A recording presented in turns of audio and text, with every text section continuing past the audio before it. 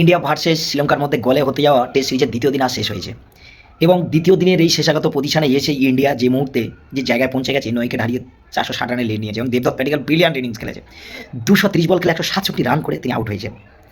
আশা করি ইন্ডিয়া এখনও পর্যন্ত টেস্ট ক্রিকেটে নাম্বার 3 নম্বর পজিশনে পার্মানেন্ট সলিউশন পাওয়া গেল। সাই সুদর্শনের 12টির ইনিংস খেলে 3 নম্বরে কোনো সেঞ্চুরি করতে পারেনি। সেই সাই সুদর্শনের অনুপস্থিতিতে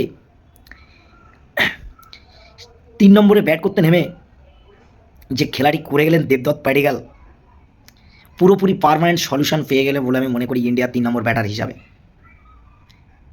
ডার্বি 100 করে দিলেন দেবদত্ত প্যাডিক্যাল, ড্যাডি 100, দারুণ ইনিংস, ব্রিলিয়ান্স। এবং সাথে সাথে কে রাহুল 82 রান করে আউট হয়েছেন এবং যশস্বী জয়সওয়াল 32 রান করেছেন এবং ধূপ জুয়েল 51 রান করেছেন। তার সাথে সাথে ঋষভ পান্ত 39 রান করেছেন। আশা করছি গলের স্টেডিয়ামেতে ইন্ডিয়া একটা ভালো বেনিফিট নিয়ে নিয়েছে। এই জায়গায় দাঁড়িয়ে এই যে সেশনে 3 নম্বর সেশনে ইন্ডিয়াকে একটু হলে বিট করেছিল শ্রীলঙ্কা, সেক্ষেত্রে ইন্ডিয়া অনেকটা বেনিফিট নিয়েছে। কাল যদি বা টানা একটু ভালো বোলিং করতে পারে, স্পিনার সহ তা পিচ হয়েছে যেহেতু বলে, সেক্ষেত্রে আশা করছি ইন্ডিয়া একটা ভালো বেনিফিট নিয়ে নেবে। শুধু খালি সময়ের অপেক্ষা। আশা করছি ইন্ডিয়া এক ইনিংস এটা শ্রীলঙ্কা থেকে পরাজিত করে ইন্ডিয়া জিতবে। ইন্ডিয়া অসাধারণ কামব্যাক করবে।